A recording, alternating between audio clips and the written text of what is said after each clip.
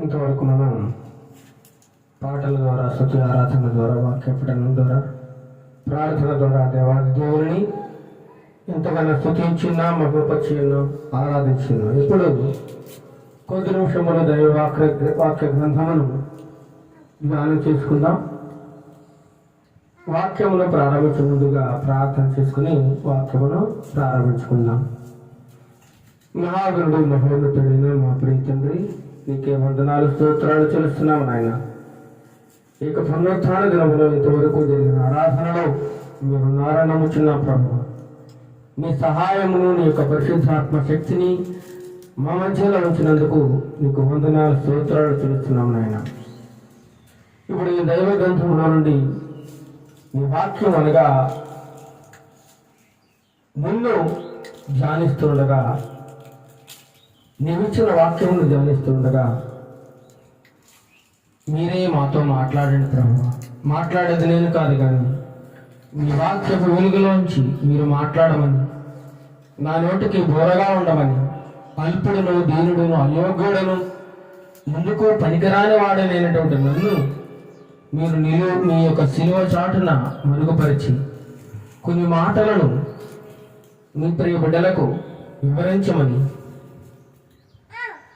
వినగల చెవులను, గ్రహించగలిగే హృదయమును ప్రతి బిడ్డకి దయచేసి వాక్యపు లోతుల్లో అనేకమైన విషయములను మాకు నేర్పించమని, వాక్యానుసారమైన జీవితాన్ని మాకు నేర్పించమని, ఘనత, మహిమ, ప్రభావాలు మీరే పొందుకునమని యేసుక్రీస్తు నామమున అడిగి వేడుకొనుచున్నాం తండ్రి. ఆమేన్, ఆమేన్.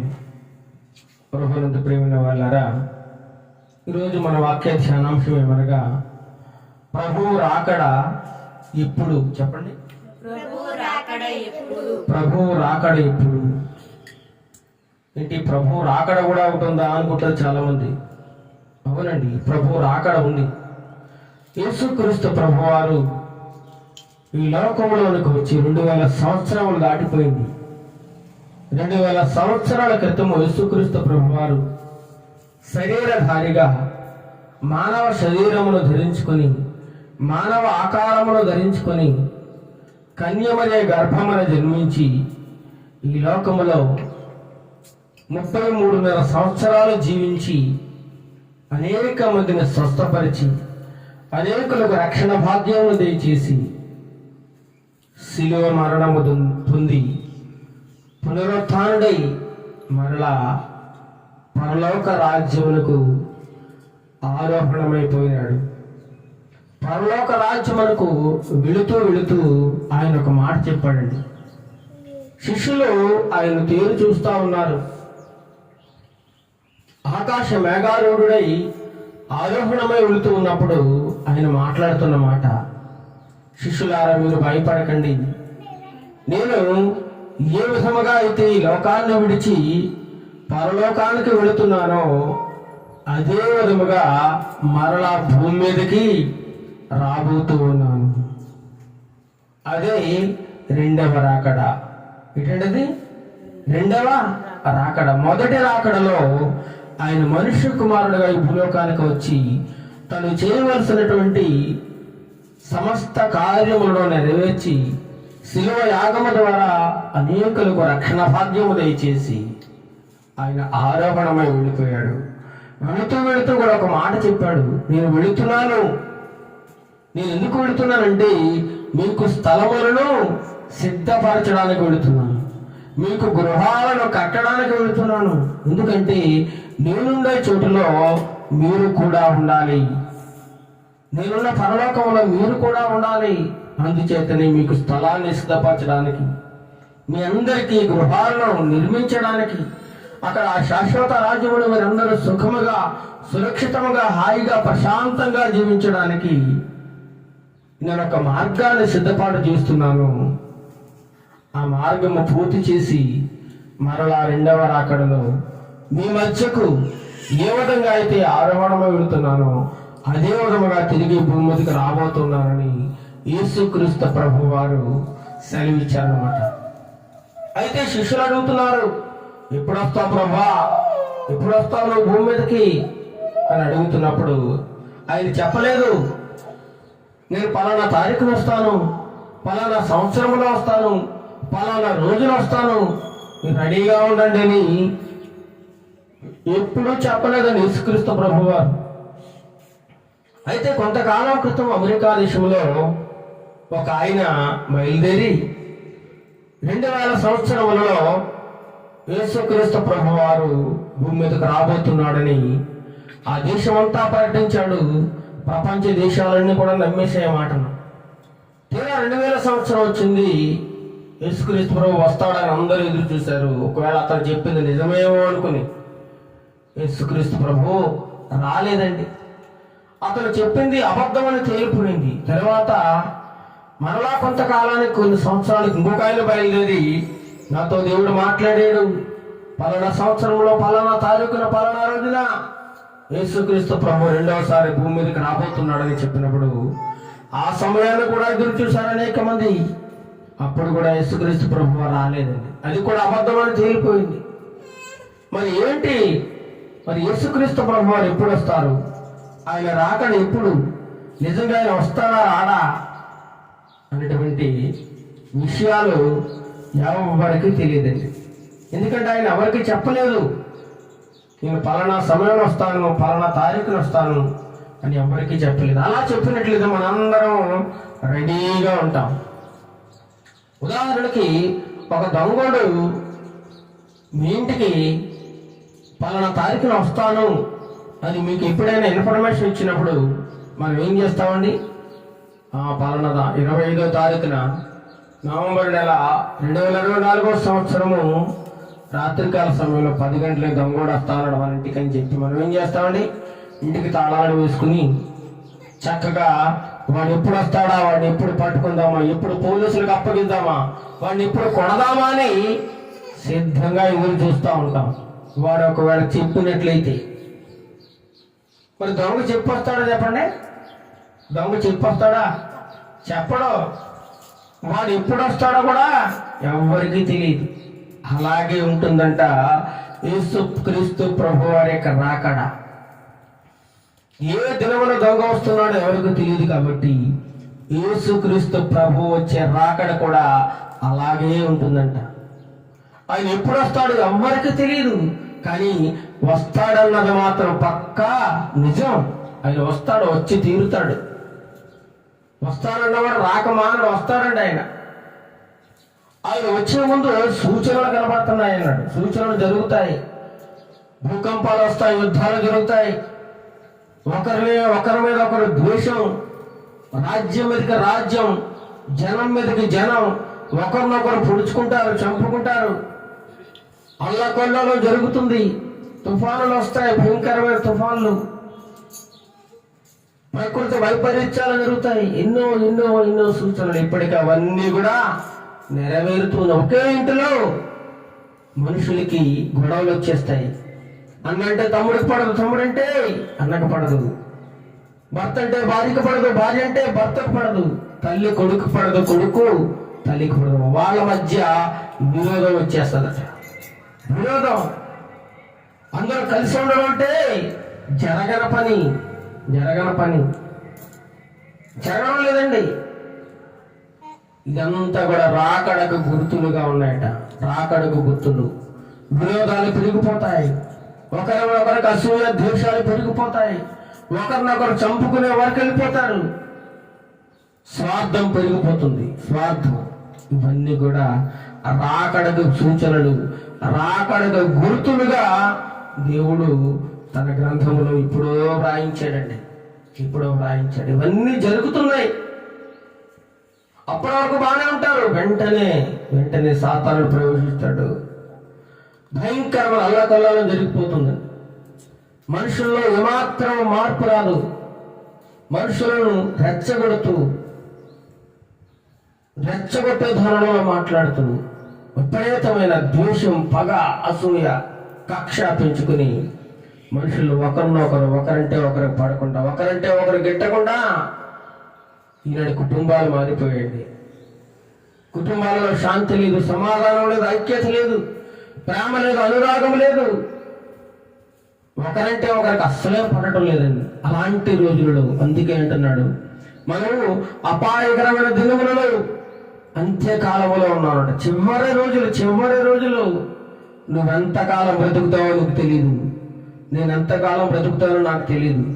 ఏ క్షణాన్ని జీవితం ముగిసిపోతుందో ఎవరికి తెలియదు.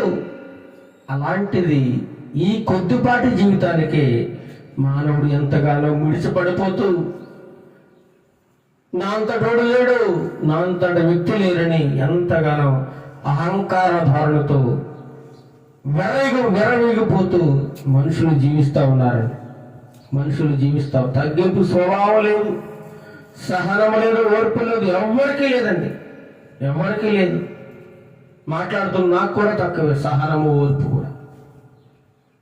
అందుకే ప్రార్థన చేసుకుని ప్రభు నాకు సహనము దయచేయి, ఓర్పును దయచేయి, తట్టుకునే స్వభావాన్ని దయచేయని ప్రార్థన చేసుకుంటా ఉంటారు. ప్రార్థన క్షణికావేశంలో ఏం చేస్తున్నామో మనకే తెలియదు.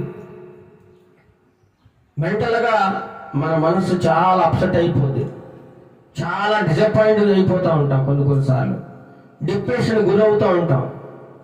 ఎందుకంటే ఈ పరిస్థితులు ఆ విధంగా మారిపోతూ ఉంటాయి, మనుషులను ఆ విధంగా ప్రేరేపించేస్తూ ఉంటాయండి. ఇదంతా సాతానుడి యొక్క ప్లాన్. ఇది సాతానుడు మనుషులను వాడుకుంటూ, మనుషుల మధ్య చిచ్చులు పెడుతూ, మనుషుల మధ్య ద్వేషాన్ని నింపుతూ ప్రేమ లేకుండా చేస్తాడు అని ఎందుకంటాడు.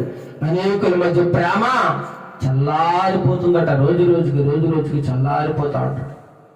మొదట్లో చాలా చక్కగా ప్రేమగా చూస్తారు. అలా కొద్దిగా రోజులు గడిచే కొద్దీ ఆ ప్రేమ చల్లారిపోతా ఉందండి, చల్లారిపోతా ఉంది. ఆ ప్రేమ కాస్త ద్వేషంగా మారిపోతా ఉంది, ఆ ద్వేషం పగగా మారిపోతా ఉంది, అసూయగా మారిపోతా ఉంది. చివరికి మనిషి మనం వల్ల ముందు లేకుండా పోతే బాగుండు అన్నంతగా ఈ మనిషి మారిపోతా ఉన్నాడు. ఇదంతా కూడా ప్రభువు రాకడకు సూచనగా, గుర్తులుగా ఉన్నాయి. ఇవన్నీ కూడా చూద్దాము. వాక్య గ్రంథంలో నుండి 2వ పేతురు రాసిన పత్రిక 3వ అధ్యాయము 8వ వచనం నుండి మనం ధ్యానం చేసుకుందాం. కొద్ది నిమిషాలు చదవండి. 2వ పేతురు రాసిన పత్రిక 3వ అధ్యాయము 8వ వచనం నుండి 8వ వచనం చదవండి. ప్రియులారా, ఒక సంగతి మరిచిపోకుడే, ఏమనగా ప్రభువు దృష్టికి ఒక దినము 1000 సంవత్సరముల వలెను, 1000 సంవత్సరములు ఒక దినము వలెను ఉన్నవి. ప్రియులారా అంటున్నాడు అపోస్తలుడైన పేతురు గారు. పేతురు గారు ఏం మాట్లాడుతాడండి? ప్రియులారా, ఓ నా ప్రియమైన బిడ్డలారా, ఒక సంగతి మర్చిపోవద్దు. నువ్వు మర్చిపోయి బతుకుతున్నావు. ఏంటో తెలుసా? ప్రభువు దృష్టికట ఒక దినం అనగా ఒక రోజు 1000 సంవత్సరాల్లో ఉందట. ఎన్ని సంవత్సరాలు? ఒక రోజు 1000 సంవత్సరాలు. మరి 1000 సంవత్సరాలు ఒక రోజులా ఉందట. 1000 సంవత్సరాలు ఒక రోజు అంటే నువ్వు ఒక్క రోజు దేవునితో సహవాసం చేసినట్లయితే 1000 సంవత్సరాల దేవునితో సహవాసం చేసినట్లు అవుతుంది. ఎందుకంటే ఒక దినము ఒక 1000 సంవత్సరాలుగా ఆయన దృష్టిలో ఉంది.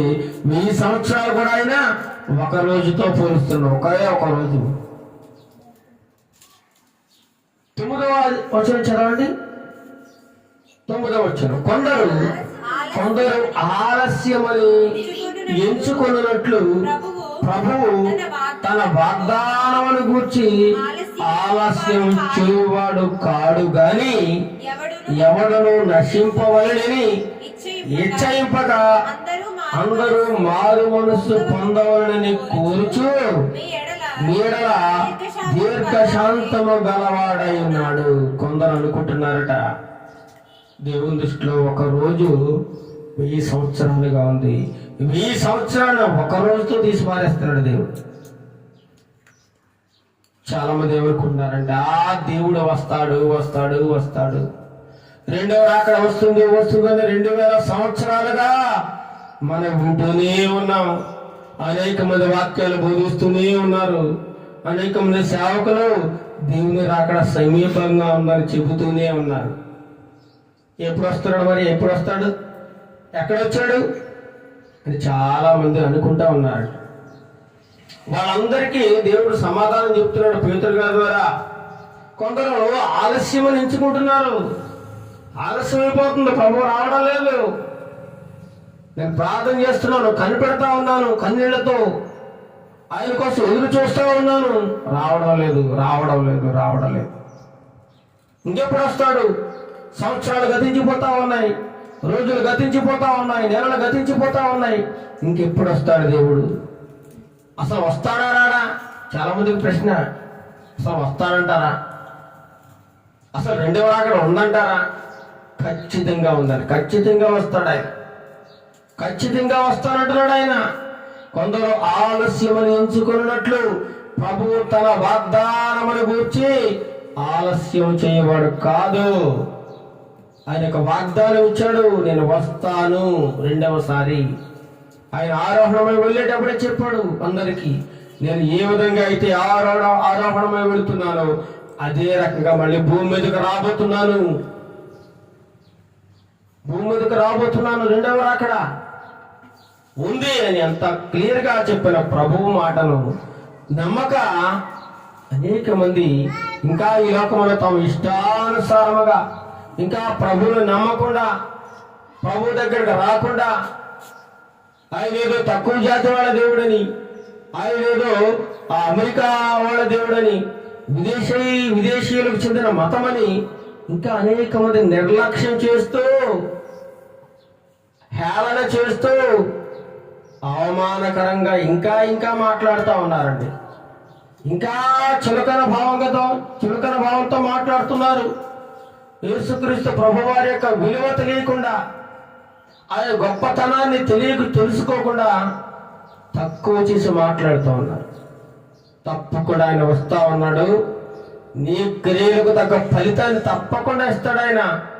నీకంటే ఒక తీర్పు ఉంది. ఆ తీర్పు దినమున నువ్వు దోషిగా నిలబడతావో నిర్దోషిగా నిలబడతావో నీ ఇష్టం అది. అందుకే ఆయన ఆలస్యం చేయవాడు కాడు. అక్కడ ఉండాలి కదండి, ప్రభు తన వాగ్దానమును గూర్చి చదవండి. ప్రభు తన వాగ్దానమును గూర్చి ఆలస్యం చేయవాడు కాడు. ఆలస్యం చేసే దేవుడు కాదు, వచ్చేస్తున్నాడు. ఇదిగో నేను త్వరగా వచ్చుచున్నాను అంటున్నాడు. త్వరగా వస్తున్నాడట. అయితే వచ్చే ముందు సూచనలు చెప్పాడు. ఆ సూచనలు జరుగుతున్నాయి. మరి జరుగుతున్నాయంటే దేవుడు వస్తాడనే కదా అర్థం. వస్తాడు. ఎప్పుడు వస్తాడో తెలీదు. దొంగ ఎప్పుడు వస్తాడో నీకు తెలియదు కాబట్టి అదే రీతిగా వస్తాడంటున్నాడు. ఆ వాగ్దానం కొట్టుపారేసే వాగ్దానం కాదా ఇది? చాలా 100% జరిగి తీరుతుంది. ఆయన వాగ్దానాల గురించి ఆలస్యం చేసేవాడు కాదు. కానీ అక్కడ ఇంకో మాట మాట్లాడుతున్నాడు. ఎవడును చదవండి, ఎవడును నశింపవలెనని ఇచ్చయింపక. ఇచ్చనగా కోరిక. ఎవడో నాశనమైపోకూడదని ఆయన బలమైన కోరికట. యేసుక్రీస్తు ప్రభు వారి బలమైన కోరిక ఏంటంటే ఈ లోకంలో ఎవడో నాశనం అయిపోకూడదు, అందరూ రక్షింపబడాలి, అందరూ మారు మనసు పొందాలి, అందరూ యేసుక్రీస్తు ప్రభు దేవుడిని తమ నోటితో ఒప్పుకోవాలి, ప్రతి మోకాలు ఆయన నామములో వంగి తీరాలి. అందుచేతనే ఆయన రెండవ రాకడను ఆలస్యం చేస్తా ఉన్నాడండి. ఒకవేళ ఈ రోజే వచ్చేసాడు అనుకుందాం, ఎంతమంది నశించిపోతారు చూడండి. ఒక్కసారి ఆలోచించండి. మన చేబూలో గ్రామంలోనే ఎంతమంది నశించిపోతారు.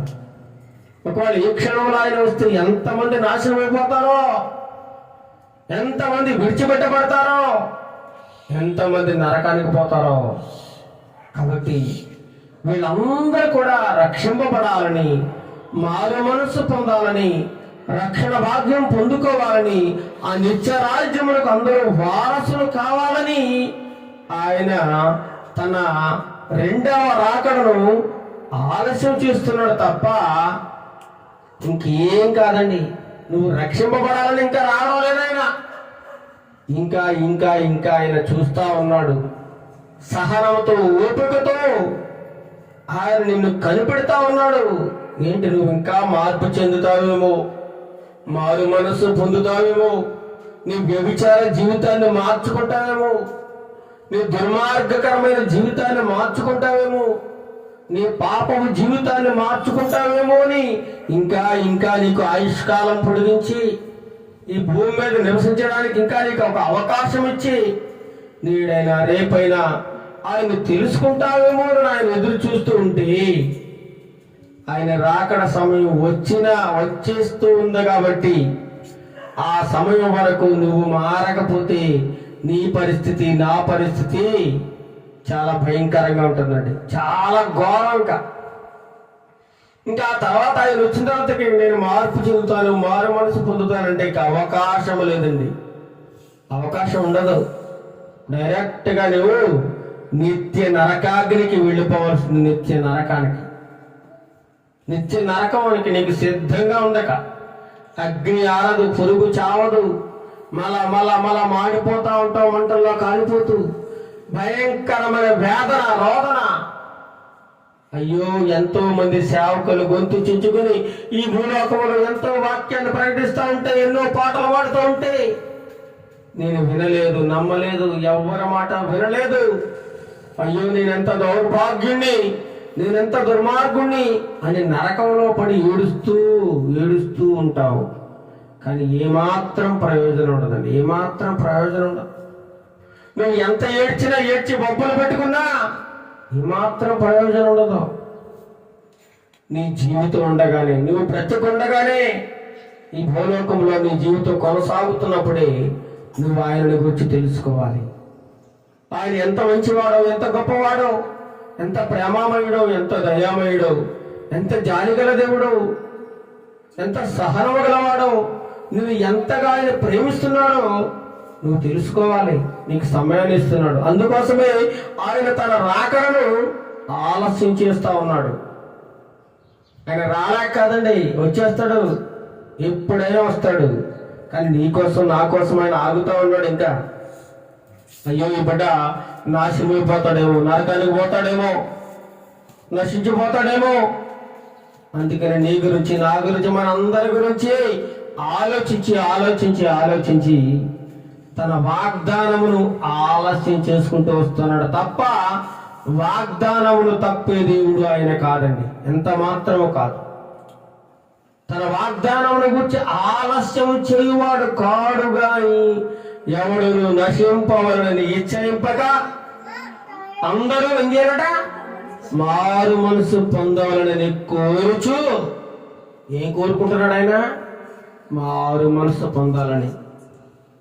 ఎంతో కాలంగా భక్తి చేస్తా ఉన్నాం, చిన్నప్పటి నుంచి వాక్యం ఉంటున్నాం, చిన్నప్పటి నుంచి పాటలు పాడుతున్నాం, చిన్నప్పటి నుంచి గుడికి వెళ్తున్నాం, అంతా బాగానే ఉంది. చూడడానికి అందరూ భక్తి పరులాగా కనబడుతున్నాం మనం అందరం. కానీ మార్పు లేదు, మారు మనసు లేదు. ఆ జీవితం, పాత జీవితం అలాగే ఉండిపోయింది. నూతన స్వభావం లేదు, నూతన జీవితం లేదు. సంవత్సరాలు గతించిపోయినా ఇంకా ఇంకా ఇంకా ఇంకా గుడికి వెళుతూ నటిస్తూనే ఉన్నాం, నటనా జీవితం. ఆ దొంగ బుద్ధి పోలేదు, పాప బుద్ధి పోలేదు, అసూయ పోలేదు, ద్వేషం పోలేదు, ఆ బూతులు పోలేదు, వ్యభిచారమైన సంబంధమైన ఆ బుద్ధి పోలేదు, మహాబుద్ధి పోలేదు. అంతా అలాగే ఉండిపోయింది. సంవత్సరాలు గతించిపోతున్నాయి. 10 సంవత్సరాలు, 20 సంవత్సరాలు. నేను నమ్ముకునండి 50 సంవత్సరాలు అవుతుందండి, 40 సంవత్సరాలు అవుతుందండి, 30 సంవత్సరాలు అవుతుందండి ప్రభువు నమ్ముకొని. ఎందుకు వృధా? దేవుడు అంటున్నాడు వృధా. నీలో మార్పు లేకపోతే నువ్వు ఎన్ని సంవత్సరాల నుంచి ప్రభువు నమ్ముకున్నా ఉపయోగం లేదండి, వృధా. అందుకే నీకు మరొక అవకాశం ఇస్తా ఉన్నాడు ఇంకా దేవుడు. నీ జీవితంలో ఇంకొక అవకాశం ఇస్తా ఉన్నాడు. ఇప్పటివరకు ఏదో అయిపోయింది, ఇంతవరకు ఏదో రకంగా నీ ఇష్టానుసారం ఈ లోకంలో బతికేసావు. సరే, ఎప్పటి నుంచైనా ఏ క్షణం ఉండైనా ఈ వాక్యం ఉంటున్నా ఎవరైనా సరే ఈ క్షణం నుంచైనా మార్పు చెందుతారేమో అని, మారు మనసు పొందుతారేమో అని ఆయన తన రాకడని ఏం చేస్తానంట, వాయిదా వేసుకుంటా వస్తున్నాడు. గత 2000 సంవత్సరాలుగా తన రాకడను వాయిదా వేసుకుంటూనే ఉన్నాడండి. ఎందుకంటే ఎవరు నశించిపోవడం ఆయనకి ఇష్టం లేదు కాబట్టి, అందరూ మారు మనసు పొంది రక్షణ పొంది ఆ నిత్య రాజ్యాన్ని, పరలోక రాజ్యాన్ని, మహిమ రాజ్యాన్ని స్వతంత్రించుకోవాలని ఆయన నిర్మించినటువంటి బంగారు గృహమును నేను మనమందరూ పొందుకోవాలని మన కోసం ఆయన చక్కని గృహాలు కొడుతూ ఉన్నాడు పరలోక రాజ్యంలో. నువ్వు ఈ భూలోకంలో ఎంత మంచి బంగ్లా కట్టుకున్నా, ఎంత విలాసవంతమైన ఇల్లు కట్టుకున్నా, ఎన్ని సౌకర్యాలు నీకోసం ఏర్పాటు చేసుకున్నా, ఇదంతా కూడా ఏదో ఒక రోజు శిథిలమైపోతుంది, నాశనమైపోతుంది. ఈ భూమి నాశనమైపోతుంది, ఆకాశం భూమి కూడా నాశనమైపోతాయటండి కొంతకాలానికి, ఏం మిగలదు. కానీ దేవుని రాజ్యము శాశ్వతమైనది. దేవుడు నీకు పరలోకములో కట్టే గృహము శాశ్వతమైనది. ఆ గృహములో నీవు నిత్యము యుగములు జీవిస్తూ ఉంటావట. యుగములు నిత్యము ఆనందము, సంతోషము, ఎంత వైభోగం అండి. అక్కడ దేవునితో, దేవుని దూతలతో ఆనందిస్తూ సంతోషముగా గడిపే గొప్ప భాగ్యాన్ని నీకు, నాకు, మనందరికి ఇవ్వాలని దేవుడు తన రాకడ సమయాన్ని ఇంకా ఆలస్యం చేస్తూ ఉన్నాడండి. నేను మనందరూ రక్షణ పొందాలని ఆయన కోరుకుంటున్నాడు. బలమైన కోరికది. అందుకే మీ ఎడల ఆయన ఎలా ఉన్నాడట, దీర్ఘ శాంతము గలవాడై ఉన్నాడు. నేను ఎన్ని బూతులు మాట్లాడినా దేవుడు ఇంకా ఓర్చుకుంటున్నాడు. నువ్వు ఎన్ని బూతులు మాట్లాడినా దేవుడు ఓర్చుకుంటున్నాడు. నేను ఎన్ని తప్పులు చేసినా, నువ్వెన్ని తప్పులు చేసినా భరిస్తా ఉన్నాడు ఆయన. మన ఇంట్లో వాళ్ళు భరించలేరు ఒక మాట అంటే, మన ఇంట్లో వాళ్ళు తట్టుకోలేరు ఒక మాట అంటే, నేను తట్టుకోలేరు, నువ్వు తట్టుకోలేవు. కానీ దేవుడు ఎంత భరిస్తున్నాడంటే నిన్ను నన్ను మనందరినీ ఎంత భరిస్తున్నాడు ఆయన. నువ్వు చేసే పనులు, నువ్వు చేసే పోకిరి వేషాలు, నువ్వు భయంకరమైన మాటలు, భయంకరమైన చెడు పనులు, అసహ్యకరమైన కార్యములు, దుర్మార్గకరమైన కార్యములు, ఇవన్నీ నువ్వు చేస్తా భూమి మీద ఇంకా బతుకుతున్నావు అంటే దేవుడు నీ పట్ల ఎంత ఓర్పు కలిగినాడో ఒకసారి ఆలోచించుకో. ఎంత చెడ్డగా ప్రవర్తిస్తున్నా ఇంకా దేవుడు తట్టుకొని ఇంకా నీకు ఈ జీవితాన్ని ఇచ్చి భూమి మీద నిలబెడుతున్నాడంటే నీకు ఒక అవకాశాన్ని ఇస్తున్నాడని అర్థం. అవకాశాన్ని ఇస్తున్నాడు, మార్పు చెందమని, మారు మనస్సు పొందమని. దేవుడు రాకడ సమయం రాబోతోంది. ఆయన త్వరగా వస్తా ఉన్నాడు. ఆకాశ మేఘారుడై ఆయన రాబోతా ఉన్నాడు. మహిమ సింహాసనం మీద రాబోతా ఉన్నాడు. నిన్ను నన్ను మనందరిని అక్కడికి తీసుకెళ్ళాలని ఎంతో ఆశతో వస్తా ఉన్నాడు. మరి నువ్వు ఆయనతో వెళ్ళడానికి, నేను ఆయనతో వెళ్ళడానికి, మనందరూ ఆయనతో వెళ్ళడానికి సిద్ధంగా ఉన్నామా? ఒకసారి మనం ఆలోచించుకోవాలి. ఆయన వచ్చే సమయానికి ఇద్దరు తిరుగులు విసురుతూ ఉంటారు. అందులో ఒకరు ఉంటారు, ఒకరు పోతారు దేవునితో. ఒక ఇంట్లో భార్య భర్తలు మాట్లాడుకుంటూ ఉంటారు. భార్య వెళ్ళిపోతుంది, భర్త ఉండిపోతాడు. లేదా భర్త వెళ్ళిపోతాడు, భార్య ఉండిపోతుంది. పిల్లలందరూ కలిసి భోజనం చేస్తూ ఉంటారు, కుటుంబం అంతా కలిసి. అందులో ఒకడు వెళ్ళిపోతాడు, ఒకడు ఉండిపోతాడు. చూడండి ఎంత భయంకరమైన పరిస్థితి రాబోతా ఉందో ఒకసారి అర్థం చేసుకోండి, ఆలోచించండి. దేవుని వాక్యం చాలా నమ్మదగినది. మీ ఎడల దీర్ఘ శాంతము గలవాడై ఉన్నాడు. ఓర్చుకుంటున్నాడు, ఆయన తట్టుకుంటున్నాడు, భరిస్తున్నాడు. శాంతము కలిగి ఉన్నాడు. దీర్ఘ శాంతమట. నీ పట్ల, నా పట్ల మనం చేసే చెడు పనులు, చెడు కార్యాలు, అసహ్యకరమైన కార్యములను దేవుడు చూస్తూ కూడా భరిస్తూ ఉన్నాడు. నీ ఇంట్లో నీ తల్లిదండ్రులు నిన్ను భరించలేరు. నీ ఇంట్లో నీ అక్క చెల్లెలు నిన్ను భరించలేరు. తోబుట్టువులు భరించలేరు. కానీ దేవుడు నిన్ను ఇంకా భరిస్తూ ఉన్నాడు. క్షమిస్తూ ఉన్నాడు, సహనం చూపిస్తూ ఉన్నాడు, నీ ఎడల ప్రేమ చూపిస్తూ ఉన్నాడు, నీ ఎడల దీర్ఘశాంతము కలిగిన దేవుడు. నా బిడ్డ నశించిపోకూడదు, నా బిడ్డ నాశనమైపోకూడదు, నా బిడ్డ నరకానికి వెళ్ళిపోకూడదు. ఎలాగైనా కాపాడాలి, ఎలాగైనా కాపాడాలి, ఎలాగైనా రక్షించాలని యేసుక్రీస్తు ప్రభువారు నిత్యము నీ గురించి ఆలోచిస్తూ ఉన్నారండి. నీ గురించి, నా గురించి, మన అందరి గురించి ఆయన నిత్యం ఆలోచన చేస్తా ఉన్నాడు, ఆలోచన చేస్తా ఉన్నాడు, సమయాన్ని ఇస్తా ఉన్నాడు. అందుకే సమయం చాలా తక్కువగా ఉందట. కాబట్టి సమయాన్ని పోనీయకుండా సద్వినియోగం చేసుకుని బయటపడాలి. అజ్ఞానుల్లా ప్రవర్తించకూడదు. జ్ఞానం కలిగి మసులుకో అని దేవుని వాక్యం సెలవిస్తూ ఉందండి. అందుకే నీ పట్ల దేవుడు దీర్ఘశాంతముల వాడిగా ఉన్నాడు. 10వ వచనం అయితే ప్రభు దినము దొంగ వచ్చినట్లు వచ్చును. ఎలా వస్తాడట ప్రభు? దొంగోడు వచ్చినట్లు వస్తాడండి. దొంగోడు వచ్చినట్లు ఎప్పుడు వస్తాడో ఎవరికే తెలియదు. ప్రభు రాకడ ఎప్పుడు ఎప్పుడు ఎప్పుడు ఎప్పుడు అని మనం మాట్లాడుకుంటున్నాం. అదొక ప్రశ్నగా మిగిలిపోతుంది. కానీ ఆ ప్రశ్నకు జవాబు ఇక్కడ ఇస్తున్నాడు. ప్రభువు దినము దొంగ వచ్చినట్లు వచ్చేస్తాను, దొంగోడు వచ్చినట్లు వచ్చేస్తాను. ఎవరికి తెలియదు. నువ్వు అనుకుంటావు ఇంకేం పర్లేదు, నాకు సమయం ఉంది, మారతాలే, నా పిల్లకి పెళ్ళి అయినాక మారుతా, నా భర్తకు జబ్బు తగినాక మారుతాను, నా పిల్లలు సెటిల్ అయినాక మారుతాను, నా కుటుంబ పరిస్థితులు మార్పు చెందినాక మారుతాను. ఇంకా సమయం ఉంది, సమయం ఉంది, సమయం ఉంది అనుకుంటూ ఉన్నావేమో. ఈలాగా ప్రభు వస్తే నువ్వేమైపోతావు ఒకసారి ఆలోచించుకో. నీ భక్తి ఏమైపోతుందో, నీ పరిస్థితి ఎలా మారిపోతుందో ఒకసారి ఆలోచించుకోమని దేవుడు ఈ యొక్క ఉదయకాల సమయంలో హెచ్చరిస్తా ఉన్నాడు మనందరినీ. హెచ్చరిక చూడండి, తుఫాను వచ్చిన ప్రమాద హెచ్చరిక ఎలా ఉంటది. మీరు వెంటనే ఈ ఊర్లో తుఫాను రాబోతుంది, ఈ ఊరంతా మునిగిపోతా ఉంది, ఎత్తైన ప్రదేశానికి వెళ్ళిపోండి అని ప్రభుత్వం వారు ఆదేశాలు ఇచ్చినట్లు దేవుడు మనకి ఆదేశాలు ఇస్తా ఉన్నాడండి. అయితే ప్రభు దినము దొంగ వచ్చినట్లు వచ్చును, దొంగ వచ్చినట్లు వస్తాడు. చెప్పడం ఎవరికి తెలీదు, ఎవరికి తెలియదట. ఎంత భక్తిపరుడైనా తెలీదు. ఎందుకంటే ఆ విషయాన్ని దేవుడు ఎవరికి చెప్పడానికి ఇష్టపడలేదు. అడిగారు శిష్యులు, ఎప్పుడు వస్తావు ప్రభువా?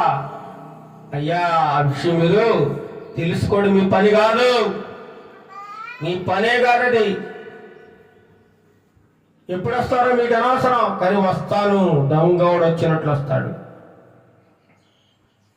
దొంగోడు చెప్పిరాడు, అలాగే యేసుప్రభు కూడా చెప్పిరాడు. ఏ క్షణం వస్తాడో తెలియదు, కానీ సిద్ధంగా ఉండమంటాను, సిద్ధం. మరి కొద్ది క్షణాల్లో ట్రైన్ రాబోతుంది ప్లాట్ఫామ్ మీదకి. నువ్వు ఎలా ఉంటావు? ఇంట్లో కూర్చుని ట్రైన్ వస్తుంది కదా నేను సిద్ధపడతాను. ఇంట్లో సిద్ధపడితే ట్రైన్ వచ్చి వెళ్ళిపోతుంది, నీ ప్రయాణం సాగదు. ట్రైన్ వస్తుంది అన్నప్పుడు నువ్వేం చేయాలి? 10 నిమిషాలు, పావు గంట ముందు ప్లాట్ఫామ్ మీద రెడీగా ఉండాలి. అప్పుడు మాత్రమే ఆ ట్రైన్ పట్టుకుని ఎక్కడానికి అవకాశం ఉంటుంది. నీ ప్రయాణం సురక్షితం అవుతుంది, గమ్యస్థానాన్ని చేరుకోగలుగుతావు. అదే విధముగా యేసుక్రీస్తు ప్రభువారు వస్తున్నారని నువ్వు గుర్తెరిగి నిరీక్షణ కలిగి ఆయన కోసం ఎదురు చూస్తూ సిద్ధపాటు జీవితంతో నువ్వు ఉన్నట్లయితే, నేను ఉన్నట్లయితే, మనందరం ఉన్నట్లయితే తప్పకుండా ఆయన వస్తాడు, మనందరినీ తీసుకుని వెళ్ళిపోతాడు, మనందరినీ తీసుకెళ్ళిపోతాడు. అందుచేతనే ఆయన తన 2వ రాకడను వాగ్దానము ఇచ్చిన దేవుడు ఆ వాగ్దానాన్ని మేరకుండా నెరవేరుస్తాడు. కానీ కాకపోతే కొంచెం గ్యాప్ వస్తుంది, గ్యాప్ ఆలస్యం అవుతుంది. ఆ ఆలస్యానికి కారణం కూడా చెప్పేస్తాడు దేవుడు. ఏంటా కారణం అట? నేను వచ్చేస్తే అందరూ నాశనైపోతారా బాబు, అందరూ నశించిపోతారు, అందరూ. ఒక చర్చిలో ఆ పాస్టర్ గారు అనుకుంటాడు 500 మంది సంఘం ఉండ నాకు, కానీ అందరూ పట్టుమని 10 మంది కూడా పరలోకం ఇవ్వలేరు. మనకు తెలిసిపోతే వాళ్ళ ప్రవర్తన, వాళ్ళ జీవిత విధానము, వారి నడవడిక మనకు ఆ ఇట్టే అర్థమైపోద్ది అనమాట. ఆదివారం నాడు మాత్రమే వాడు భక్తి, ఆదివారం నాడు మాత్రమే ప్రార్థన, ఆదివారం నాడు మాత్రమే పాటలు, ఆదివారం నాడు మాత్రమే వాక్యం. మిగతా సమయాలంతా 6 రోజుల లోకంలో 7 రోజు గుళ్ళో. 6 రోజుల లోకంలోనే మొత్తం మన ఇష్టం, ఎలాగైనా చెలరైపోవచ్చు, ఎలాగైనా బతికేయచ్చు, ఎలాగైనా తిరిగేయచ్చు. కానీ ఒక్కరోజు మాత్రం చాలా పవిత్రంగా ఉన్నట్లు, పరిశుద్ధంగా ఉన్నట్లు నటిస్తారు, అంతే నటన. అది కూడా ఏం కాదు, నటన, యథార్థమైన భక్తి కాదు. అందుకే అంటున్నాడు, ప్రభువా ప్రభువా అని పిలిచే ప్రతివాడు పరలోక రాజ్యంలో చేరడు, కానీ ఎవరైతే నా తండ్రి చిత్తాన్ని నెరవేరుస్తారో వారు మాత్రమే పరలోక రాజ్యంలోకి వెళ్తారట. అందుచేత చాలా మంది ఏరేస్తాడు, మొత్తం చెత్త అంతా ఏరేస్తాడు అనమాట. మన కరోనా టైంలో చాలా చెత్త ఏరిపారేసాడు దేవుడు. చాలా మంది, కొన్ని లక్షల కోట్ల మంది చచ్చిపోయారు. మళ్ళీ అలాంటిగానే ఒక్కడ పంపించాడా, ఇంకో ఉన్నకాడికి పోతారు, ఇంక మిగులుతారు ఎవరో కొద్దిమంది మాత్రం మిగులుతారు. దేవుడు ఏం చేస్తాడు, ఫిల్టర్ చేసేస్తా ఉన్నాడు. ఫిల్టర్, పొల్లుకాయలు, చెత్త చెదారం అంతా మనం ఏం చేస్తామంటే దానిలోంచి తీసి పారేసి అగ్ని పొట్టంతా కాల్చి పారేస్తాం. అలాగే దేవుడు కూడా ఫిల్టర్ చేసేస్తాడు నిన్ను నన్ను, మనందరికి కూడా. దేవుడికి కావాల్సింది గట్టి కాయలు, పొల్లుకాయలు కాదు. భక్తి ఉన్నాడు, నటించేవారు కాదు, నిజమైన భక్తి గలవారు కావాలట. మరి అలాంటి వారు ఎవరున్నారో మనమే చూసుకోవాలి, నిర్ణయించుకోవాలి. ప్రబోధనం దొంగ వచ్చినట్లు ఉంటుంది. ఆ రోజు ఎలా ఉంటుందో ఒకసారి చెప్తున్నాడు, చదవండి. ఆ దినమున, ఏ దినమున ప్రభు వచ్చే దినమున, ఆ 2వ రాకడ సమయంలో ఎలా ఉంటుందో ఒకసారి చెప్తున్నాడు. ఆ దినమున ఆకాశములు మహాధ్వనితో గతించిపోవును. ఆకాశములు అంటున్నాడు, మనకు కనిపించేది ఆకాశమా, ఆకాశములు? ఆకాశములు అంటున్నాడు. ఆకాశములు అంటే మనకు కనిపించే ఆకాశం కాక ఇంకా ఏదో ఆకాశం పైన ఉందన్నమాట. అంటే ఆకాశం ఉంది, మహాకాశం కూడా ఉందట. ఏ ఆకాశం? మహాకాశం. అందుకైతే ఆకాశములు అంటున్నా. ఆకాశములు, ఈ ఆకాశములన్నీ కూడా ఏమైపోతాయట? గతించిపోతాయి. నువ్వు చూస్తున్న ఆకాశం కనబడదు, నాశనమైపోతుంది. ఎలాగట?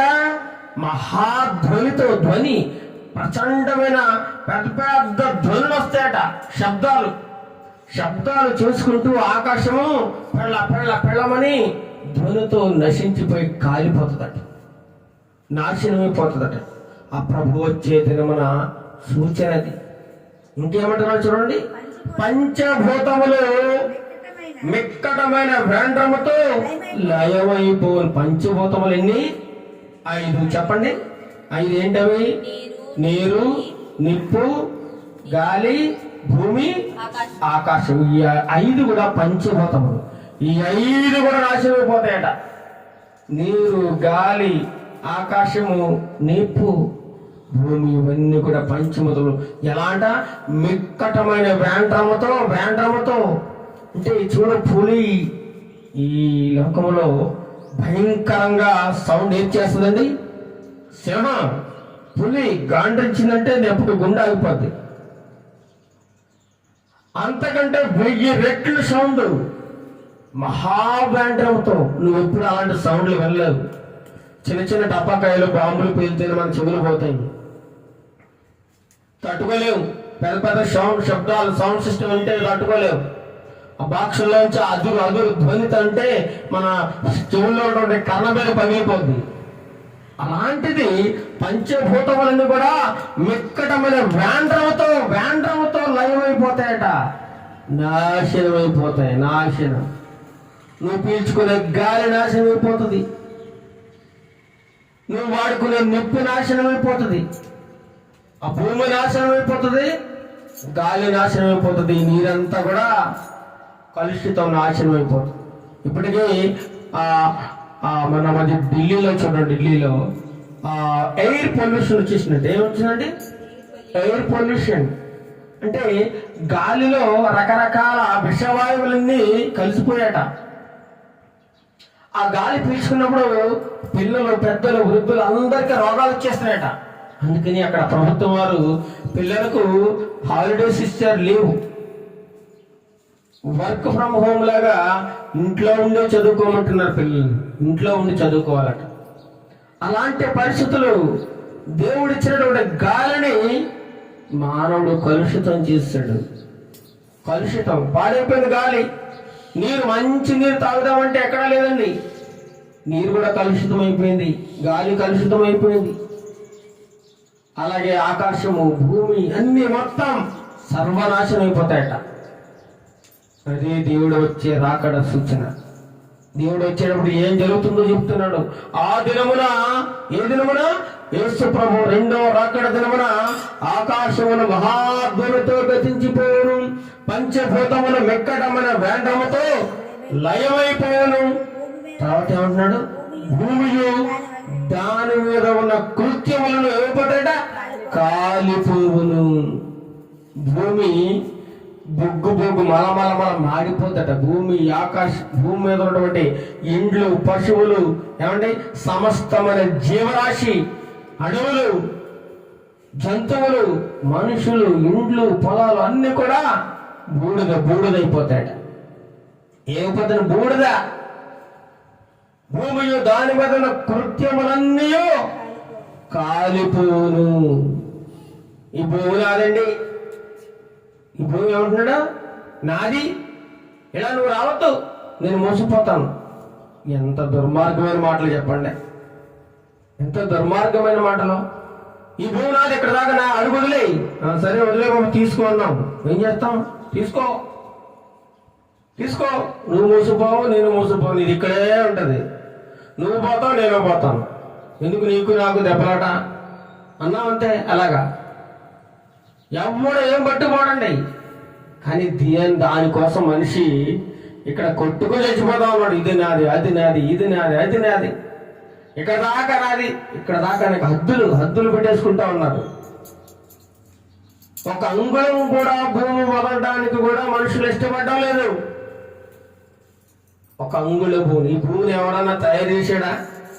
వీడు తయారు చేశాడు, వీడి బాబు తయారు చేశాడు, వీడి తాత ముత్తాతలు తయారు చేశారా? దేవుని సృష్టిది. దేవుడు సృష్టించిన ఈ భూమిని మానవుడు ఆక్యుపై చేసుకుని, ఆక్రమించుకుని, దానికి మళ్ళీ రేటు కడతాం. రేటు కట్టి ఇది నాది, ₹1,00,000 ఎకరం, 5 కోట్లు, 2 కోట్లు పలుకుతుందట. నాశనం అయిపోయి భూమిని మనిషి డబ్బిచ్చి కొనుక్కుంటా ఉన్నాడు. దేవుడు ఏమంటున్నాడు? మిక్కటమైన వేండ్రముతో లయమైపోవును పంచభూతాలు, భూమియు దాని మీద కృత్యములన్నీ కూడా కాలిపోతును, బూడిదైపోతాయే బాబు. ఇంత పెద్ద బంగళా కట్టేస్తావు, ఉండదండి, బూడిదైపోద్ది. భూమి ఉండనప్పుడు నీ బంగళా ఎక్కడ ఉంటుంది? నీ ఎకరాల పొలాలు ఎక్కడ ఉంటాయి? నీ ఆస్తి ఎక్కడ ఉంటుంది? నీ బంగారం ఎక్కడ ఉంటుంది? అంతా నీ భ్రమలో బ్రతుకుతున్నావు. ఇది నాదే, అది నాది అనుకుంటా. ఈ కొద్దిపాటి జీవితాన్ని చూసి నువ్వు ముడిచిపడిపోతా ఉన్నావు. నువ్వు బతికే చాలా తక్కువ. దేవుడు ఏమంటున్నాడు? 1000 సంవత్సరాల దృష్టిలో ఒక్క రోజుగా సమానం అట. ఒక్క రోజుతో తీసి మారేశాడు. మరి నేను 90 సంవత్సరాలు బతికాను, 100 సంవత్సరాలు బతికానంటే ఆయన దృష్టిలో చాలా చిన్న జీవితం ఇది. చాలా చిన్నది. భూమి దాని మీద ఉన్న కృత్యములని కాలిపోవును, ఇవన్నీ ఇట్లు లయమైపోవునవు గనుక ఆకాశములు రవులుకొని లయమైపోవునట్టు పంచభూతములు మహావేంద్రముతో కరిగిపోతాయట. పంచభూతాలన్నీ కరిగిపోతాయట. ప్లాస్టిక్ కరిగిపోయినట్టు కరిగిపోతాయట. ఈ భూమి, ఆకాశము, నీరు, అన్ని పంచభూతాలు దేవుని దినపు రాకడ కొరకు కనిపెట్టు. ఇవన్నీ నాశనమైపోతాయి. అబ్బాయి గుర్తుపెట్టుకో, మర్చిపోకు అంటున్నాడు దేవుడు. ఒకసారి మళ్ళీ రిమైండ్ చేస్తున్నాడు, గుర్తు చేస్తా ఉన్నాడు. ఇది నాది, అది నాది అని వాళ్ళందరికీ గుర్తు చేస్తా ఉన్నాడు దేవుడు. ఏది నీది కాదు అబ్బాయి, ఎలా వచ్చావు నువ్వు అలా పోతావు. ఆ పోయేది ఎక్కడికి పోతావు ఒకసారి ఆలోచించుకుంటున్నాడు. ఎక్కడికి పోతావు? నరకానికి పోతావా, పరలోకానికి వెళ్తావా? 2 మార్గాలు ఉన్నాయి. ఏ మార్గం కావాలో ఈ భూమి మీద బతుకుండగా నువ్వు డిసైడ్ చేసుకొని నీకు ఒక మంచి అవకాశము, ఆయుష్కాలం కూడా దయచేస్తా ఉన్నాడు. నిర్ణయం నీది. దేవుని దినపు రాకడ కొరకు కనిపెట్టుచు ఏమంటున్నాడు? దేవుని దినపు రాకడ కొరకు నువ్వేం చేయాలి? కనిపెట్టి దానిని ఆశతో, దేనిని? పరలోక రాజ్యానండి, భూమిని పుట్టలు కాదు. భూమిని చూడండి, ఈరోజు తల్లిదండ్రులు పిల్లల కోసం ఎంతో ఆస్తిని సమకూర్చి పెడితే ఎకరాల పొలాలు, కోట్లు డబ్బు ఇచ్చినా ఈరోజు ఎవడు కూడా తల్లిదండ్రులు చూడటానికి కూడా ఎవడ రావట్లేదు. దిక్కుమాలని చావు, కుక్క చావు చేస్తా ఉన్నారు అనేక మంది. ఆస్తి పట్టుకుపోయి పంచుకుంటున్నారు తప్ప ఎవరో చూడరు. ఈ ఆస్తి నాది, ఈ ఆస్తి నాది, నా పిల్లలు సంతోషంగా బతకాలి, సుఖంగా బతకాలని చెప్పి నువ్వు నీ జీవితాన్ని అంతా ధారపోస్తున్నావు తప్ప ఇది నీది కాదు, అంతా వృధా అంటున్నాడు. దేవుని దినపు రాకడ కొరకు నువ్వు కనిపెట్టుకో. దానిని ఆశతో, ఆ పరలోక రాజ్యాన్ని ఆశతో ఎదురు చూడు, అపేక్షించు, కోరుకో. మీరు ఇంకేమంటున్నాడు? మీరు పరిశుద్ధమైన ప్రవర్తన. ఇంకా ఏ ప్రవర్తన ఉండాలట? పరిశుద్ధమైన ప్రవర్తన. నేను జాగ్రత్తగా ఉందామంటే ఎవరు ఒప్పుకోరు, వినరు, మాకు నచ్చదు, మేము ఇలాగే ఉంటాం, మేము మారం, నువ్వు చెప్తే మేము మారేదేటి అని మనల్నే మార్చినే చూస్తూ ఉన్నారు. ఇంకా నువ్వే మా దారిలోకి రావు తప్ప మేము ఎప్పటికీ నీ దారిలోకి రామంటే రామంటున్నారు. ఖచ్చితంగా చెప్పేస్తున్నారు. పరిశుద్ధమైన ప్రవర్తనతోనూ భక్తితోనూ ఎంతో జాగ్రత్త గలవారై ఉండవలను. హెచ్చరిక జారీ చేస్తున్నాడు. ఎంతో జాగ్రత్తగా ఉంటే గాని నీకు ఆ పరలోక రాజ్యం దక్కదు. మరి నువ్వు ఎంత ఈజీగా ఎలా అనుకుంటున్నావు దక్కేస్తుందని? గుడికి వెళ్తే వచ్చేస్తుందా పరలోక రాజ్యం? పాట పాడితే వచ్చేస్తుందా? ప్రార్థన చేస్తే వచ్చేస్తుందా? ఏం దొరకదండి. పాట పాడినా ఏమండి, ప్రార్థన చేసినా ఏమాత్రమో పరలోక రాజ్యం దక్కదు. ఎప్పుడు వస్తుంది? ఆయన యొక్క మాటలను వినాలి, గైకొనాలి. తప్పకుండా ఆయన యొక్క రాకడ కొరకు ఎదురు చూడాలి, దానికోసం కనిపెట్టాలి.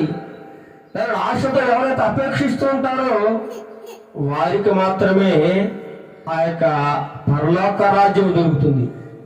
పరిశుద్ధమైన ప్రవర్తనతోను భక్తితోను ఎంతో జాగ్రత్త గలవారుగా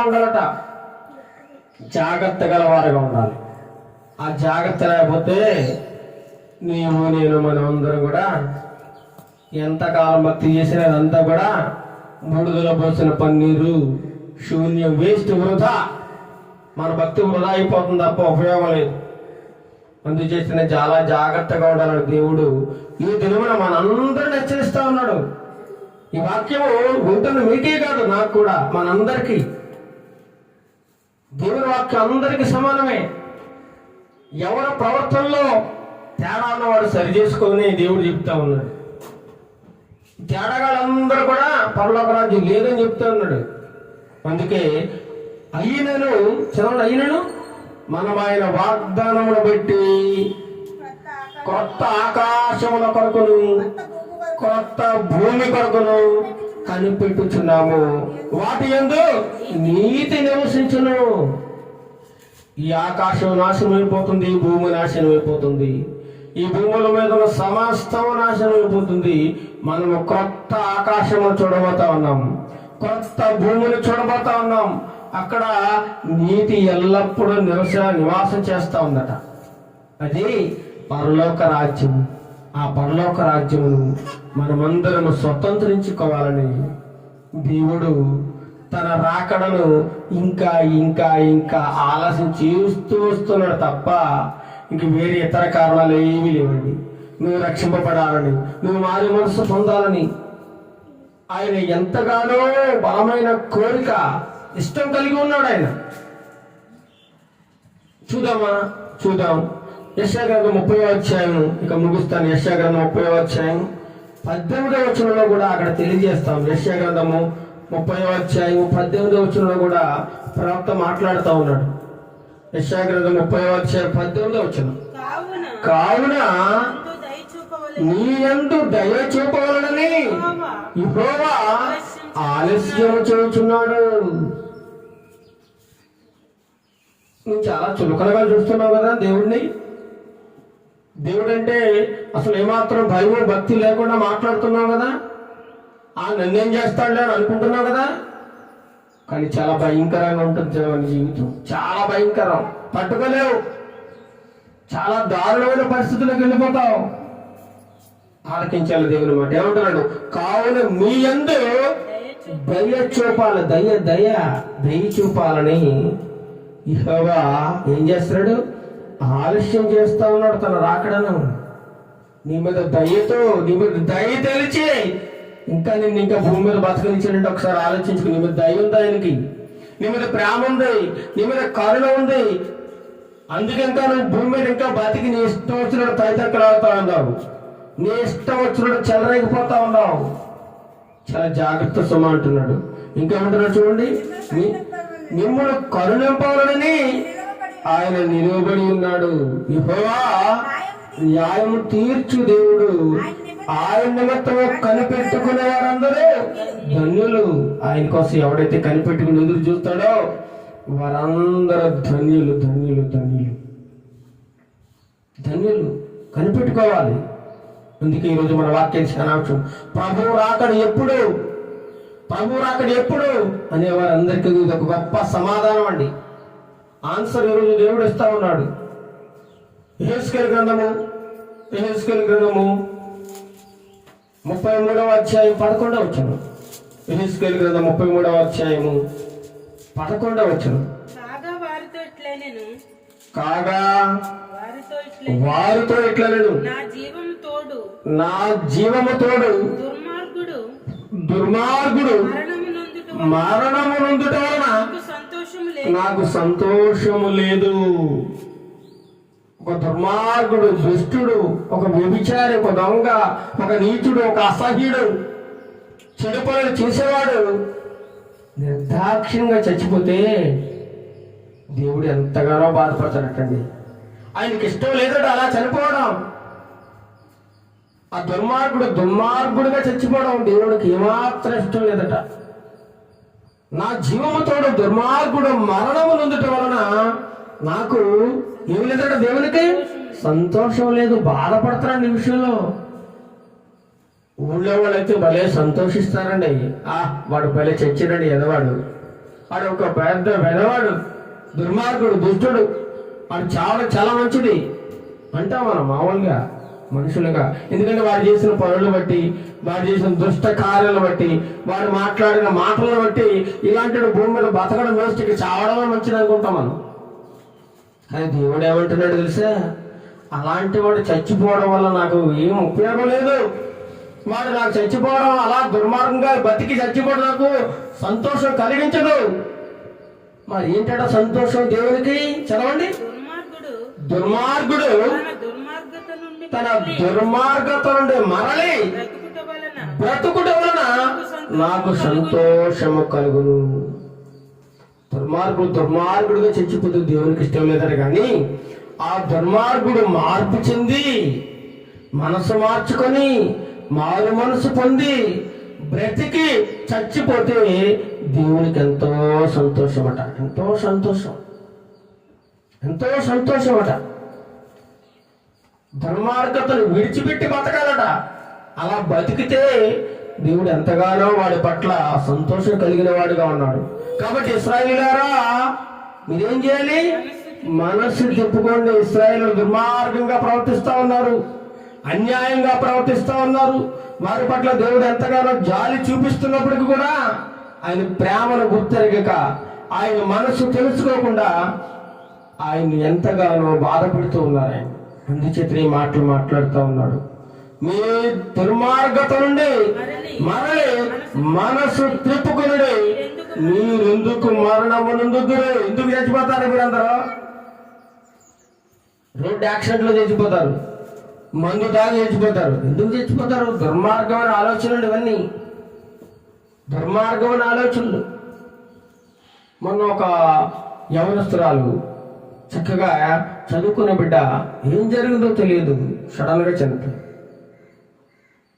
సడన్ ఇలా ఎన్నో ఎన్నో ఎన్నో ప్రమాదాలు జరుగుతూ ఉన్నాయండి. దుర్మార్గమైన మరణాలు, అకాలమైన మరణం. శాపనార్థాలు కూడా పెడతా ఉంటారు, నువ్వు చచ్చిపో కానీ శాపనార్థాల వల్ల ఉపయోగం ఏమీ లేదు. కానీ దేవుడు యొక్క తీర్మానం ఉండాలి.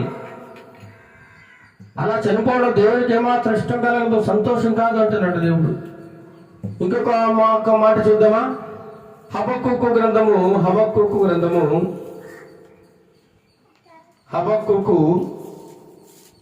2వ అధ్యాయం 3వ వచనం. హబక్కూకు 2వ అధ్యాయము మీకా తర్వాత ఉంటుంది. హబక్కూకు 2వ అధ్యాయము 3వ వచనం. ఆ దర్శన విషయము నిర్ణయ కాలమున జరుగును, సమాప్తమగుటకై ఆతురపడుచున్నది. అది తప్పక నెరవేరును, అది ఆలస్యముగా వచ్చునను దాని కొరకు కనిపెట్టము. అది తప్పక జరుగును, జాగు చేయకవచ్చును. నువ్వు అనుకుంటున్నావు ఎప్పుడు వస్తాడు, ఏం జరుగుతుంది? మనల్ని ఎవడేం చేస్తాడు? చచ్చిన తర్వాత ఎవడెక్కడికి పోతాడు ఎవడకి తెలుసు. బతికినంతకాలం నా ఇష్టానుసారంగా బతికేస్తాను, బతికినంతకాలం సంతోషంగా బతికేస్తాను, బ్రతికినంతకాలం వాళ్ళని ఎవరైనా మోసం చేసి బతికేస్తాను, బ్రతికినంతకాలం వాళ్ళని కొడుతూ తిడుతూ దూషిస్తూ బతికేస్తాను, బ్రతికినంతకాలం అందరి మీద కుట్రలు చేస్తూ బతికేస్తాను. నువ్వు అనుకుంటున్నావేమో, కానీ ఒక రోజు రాబోతుంది సుమా. ఆ రోజు నువ్వు తప్పించుకోలేమంటున్నాడు. ఆ రోజు రాబోతుంది, ఆయన ఆలస్యంగా వచ్చినా వస్తాడు. దానికోసం కనిపెట్టుకో, అది తప్పక జరుగుతుంది. జాగు చేయకవచ్చు, నువ్వు ఆలస్యం చేయకుండా వచ్చేస్తారట. రోమీయులకు రాసిన పత్రిక 2వ అధ్యాయం 4వ వచనం. రోమీయులకు రాసిన పత్రిక 2వ అధ్యాయం 4వ వచనంలో ఒక గొప్ప మాట అపోస్తలుడైన పౌలు గారు వ్రాసిచ్చారు. రోమీయులకు రాసిన పత్రిక 2వ అధ్యాయం 4వ వచనం. దేవుని అనుగ్రహము మారు మనస్సు పొందుటకు నిన్ను ప్రేరేపించుచున్నదని ఎరుగక ఆయన అనుగ్రహ ఐశ్వర్యమును సహనమును దీర్ఘశాంతమును తృణీకరించుదువా? ప్రశ్నిస్తున్నాడు. ఆయన ప్రేమను, సహనాన్ని, దీర్ఘశాంతమును నువ్వు ఇంకా అర్థం చేసుకోకుండా ఆ దేవుడు అప్పుడు మాకు సంబంధించినడు కాదు, వాళ్ళ దేవుడు వీళ్ళ దేవుడు అని ఎగతాళిగా దూషిస్తూ అవమానకరంగా ఇంకా మాట్లాడుతూ ఉన్నావేమో. దేవుడు చూస్తున్నాడు, సమస్తాన్ని గమనిస్తా ఉన్నాడు. నీకు గొప్ప అవకాశాన్ని, సమయాన్ని ఇస్తున్నాడు. మారు మనసు పొందడానికి అనుగ్రహం చూపిస్తున్నాడు. ఆయన కృప మంచివారి మీద చెడ్డవారి మీద అందరి మీద సమానంగా ఉంది. ఆయన అందరిని ప్రేమించే దేవుడు, ఆయన అందరికి ఉపకారం చేసే దేవుడు. సూర్యుని యొక్క ఎండ అందరి మీద పడుతుందండి. అందరి మీద పడుతుందా, కొందరి మీద పడుతుందా? సూర్యుని దేవుడు నిర్మించాడు. మరి ఆ సూర్యుడు చెడ్డవారికి వెలుగునిస్తున్నాడు, మంచివారికి వెలుగునిస్తున్నాడు. అలాగే దేవుడు చెడ్డవారి మీద, మంచివారి మీద ఒకే ప్రేమను కలిగి ఉన్నాడు. ఎవరు ఆయన దృష్టిలో ఎక్కువ కాదు, తక్కువ కాదు. అందరినీ దేవుడు సమానంగా ప్రేమ. అందుకే అంటున్నాడు, నేను లోకములో ఎంతో అంతు లేదండి, అంతు లేదు. ఎంత ప్రేమిస్తున్నాడో. లోకం అంటే ఎవరు? మనుషులు, మనమే. మనల్ని ఎంతగానో ప్రేమిస్తున్నాడు. ఆయన ప్రేమకు అంతు లేదు, హద్దు లేదు. తల్లిదండ్రి ప్రేమలో ఉన్న కల్మషం ఉంటదేమో, అన్నదమ్ముల ప్రేమలో ఉన్న కల్మషం ఉంటదేమో, అక్కచెల్లెల ప్రేమలో ఉన్న కల్మషం ఉంటదేమో, భార్యాభర్తల ప్రేమలో ఉన్న కల్మషం ఉంటదేమో, కానీ దేవుని ప్రేమలో కల్మషం లేదండి. స్వచ్ఛమైన ప్రేమ, నిజాయితీ కలిగే ప్రేమ, మరణం వరకు నిన్ను కాపాడే ప్రేమ అండి దేవుని ప్రేమ. కాబట్టి దేవుని అనుగ్రహం కోసం నువ్వు ఎదురు చూడు. అందుచేత నిన్ను ఇంకా భరిస్తూ సహిస్తూ ఉన్నాడు దేవుడు. 1 తిమోతికి రాసిన పత్రిక 2వ అధ్యాయం 4వ వచనం. 1 తిమోతి 2వ అధ్యాయం 4వ వచనం ముగించేస్తాను. 1 తిమోతి 2వ అధ్యాయం 4వ వచనం. 1 తిమోతి 2వ అధ్యాయం 4వ వచనం. ఆయన మనుషులందరూ రక్షణ పొంది సత్యమును కూర్చున్న అనుభవ జ్ఞానము గలవారే ఉండవాలని నిశ్చయించుచున్నాడు. దేవుడు ఏం చేస్తారంట, మనుషులందరూ, కొందరు కాదండి, కొందరు కాదు. ఏదో మన ఇంట్లో ఎవరు నేనో లేకపోతే నా భార్య నా పిల్లలు రక్షణ పొందితే సరిపోదు. అందరూ రక్షణ పొందాలి, అందరూ మారు మనసు పొందాలి, అందరూ దేవుని భయభక్తులు కలిగిన జీవితాన్ని జీవించాలంటున్నాడు దేవుడు. అందరూ మనుషులందరూ రక్షణ పొంది సత్యమును కూర్చొని అనుభవ జ్ఞానం గల వారిగా ఉండాలట. అది ఆయన బలమైన కోరికట. అలా లేకపోతే నీకు ఆ నిత్యరాజ్యం దొరకదని దేవుడు స్పష్టంగా తెలియజేస్తా ఉన్నాడు. హెబ్రీయులకు రాసిన పత్రిక 10వ అధ్యాయము 37వ వచనం. హెబ్రీయులకు రాసిన పత్రిక 10వ అధ్యాయము 37వ వచనం. ఇంకా కాలం ఏముందట, ఇంకా అయిపోయింది టైము, నీకు ఇచ్చిన టైం అయిపోయింది అంటున్నాడు దేవుడు. ఇక కాలము బహు కొంచెముగా ఉన్నది. ఏప్రిల్ రాసిన పత్రిక అపోస్తలుడైన పౌలు 10వ అధ్యాయం 37వ వచనంలో తెలియజేస్తాడు. ఇక కాలము బహు కొంచెముగా ఉన్నది, వచ్చుచున్నవాడు ఆలస్యము చేయక వచ్చును. ఇక కాలం బహు చాలా తక్కువ టైం, ఇంకా వచ్చేస్తాడు దేవుడు చెప్తున్నాడు వాక్యంలో. ఇక కాలం బహు కొంచెముగా ఉన్నది, వచ్చుచున్నవాడు ఆలస్యం చేయక వచ్చును. నా ఎదుటి నీతిమంతుడైన వాడు విశ్వాస మూలముగా జీవించును గాని అతడు వెనుక తీసిన ఎడల అతని యందు నా ఆత్మకు సంతోషం ఉండదు. ఆ దేవుని రాజ్యంలో వెనకడిగేసావా, వెనక్కి వెళ్ళిపోయావా, మళ్ళా పాపంలోకి వెళ్ళిపోయావా, ఇంకంతే నీ బ్రతుకు ఇంకా బస్ స్టాండే, నాశనమే. కాబట్టి దేవుని కృప కొరకు కనిపెడుతూ, ఆయన రాజ్యం కొరకు కనిపెడుతూ ప్రతిరోజునట మనల్ని మనం పరీక్షించుకోవాలట. నేను ఎలా ప్రవర్తిస్తున్నాను, ఎలా బతుకుతున్నాను, నా బతికేంటి, నా మాటలేంటి, ఒకసారి ఆలోచించుకోవాలి. ఆలోచన లేదని ముందు వెనక ఆలోచన లేదు, ఇష్టం వచ్చినట్లు మన ఇష్టానుసారంగా బతుకుతా ఉన్నాం. కాబట్టి ఇంకా ఇంకా ఇంకా ఆయన రాకడ ఆలస్యం చేయడానికి కారణం ఏంటో ఇంతవరకు మనకు దేవుడు తెలియజేశాడు. కాబట్టి ఆలస్యమునకు కారణం తెలుసుకున్నాం. కాబట్టి ఇక మనం చేయాల్సింది ఏంటండి, ఆయన రాకడ కొరకు సిద్ధపాటు కలిగిన జీవితాన్ని కలిగి నిరీక్షణ కలిగి ఎదురు చూసేవారుగా ఉండాలట.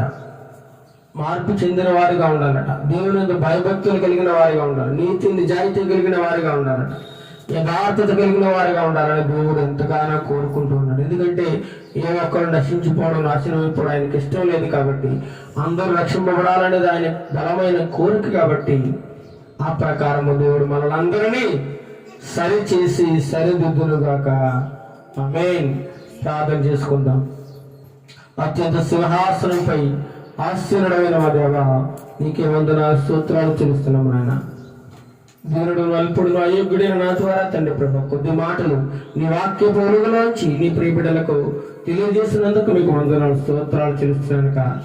నీ మాట్లాడేది నేను కాదు కానీ మీరే ఈ వాక్యము ద్వారా మాట్లాడినందుకు మీకు వందనాలు ప్రభు. ప్రతి మాట చాలా విలువైనది నాయన. ఈ వాక్యం ఎవరైనా అశ్రద్ధగా తేలికగా కొట్టి పారేస్తాయి. రాబో కాలంలో భయంకరమైన వేదనను అనుభవిస్తారని వాక్యం తెలుస్తుంది నాయన. భయంకరమైన జీవితం పాలైపోతారు ప్రభు, నరకాగ్నికి వెళ్ళిపోతారు. నీ వాక్యం తెలియజేస్తుంది ప్రభు. భయముతో భక్తితో ఈ వాక్యం ఎంతమంది అయితే ఉంటున్నారో వారందరి హృదయాలు భయమును భక్తిని కలిగించిన నాయన. యథార్థమైన భక్తితో జీవించడానికి మాకందరికి నేర్పించడం ఆయన. మేము అనేక విషయాల్లో తప్పిపోతున్నాం ఆయన, అనేక విషయాలు తప్పిపోతున్నాం.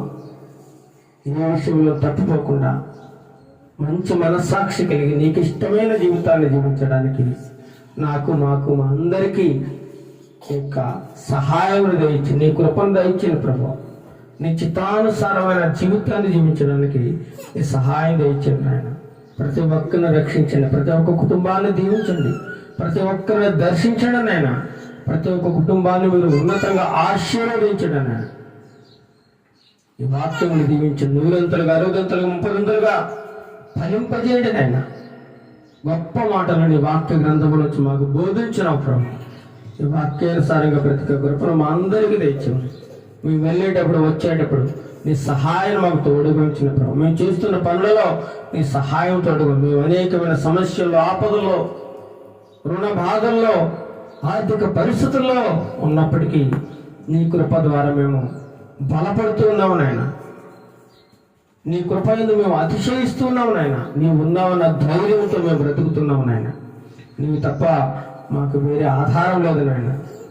ఏది ఏమైనా నీవే మా ఆశ్రయం ప్రభు. కొండల వైపు మా కన్నులు తెచ్చున్నాను, నాకు సహాయం ఎక్కడ వచ్చిందని దావీదు భక్తుడు ఆశ్రయించినట్లుగా నీవే మాకు ఆశ్రయము, నీవే మాకు దిక్కు, నీవే మాకు సహాయకుడు అని నీ అందే నమ్మక పెట్టుకొని బ్రతుకుతున్నాము నాయన. మమ్మల్ని దర్శించండి, నీ చిత్తానుసారంగా నడిపించండి ప్రభు. రాబో కాలంలో అనేక చోట్ల ఈ పరిచర్య చేయడానికి, అనేక చోట్ల వాడబడ్డానికి నీ కృప సహాయం తెచ్చింది. కుటుంబంలో అందరికీ మార్పు తెచ్చింది ప్రభు. మంచి మాటలు, మంచి హృదయము, మంచి జ్ఞానము, నీ అందులో భయభక్తులు కలిగిన జీవితాన్ని పెద్దలకు, పిల్లలకు అందరికీ దయచింది ప్రభు.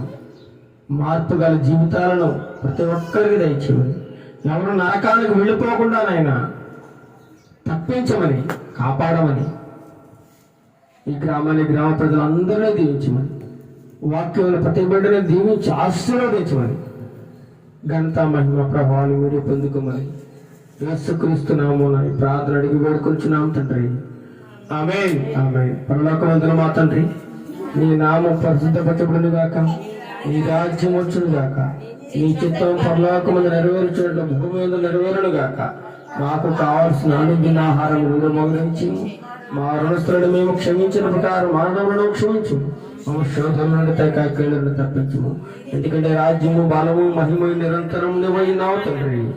ఆమేన్. మన తండ్రి దేవుని ప్రేమను, మన ప్రభువైన యేసుక్రీస్తు ప్రభువు వారి యొక్క కృపయు, పరిశుద్ధాత్మ దేవుని యొక్క అన్యోన్య సహవాసము ఇప్పుడు నువ్వు ఎల్లప్పుడూ సదాకాలము నీ ప్రియబడినందరికీ తోడయుడ నడిపించును గాక. ఆమేన్, ఆమేన్, ఆమేన్. అందరికీ వందనాలు. Praise the lord.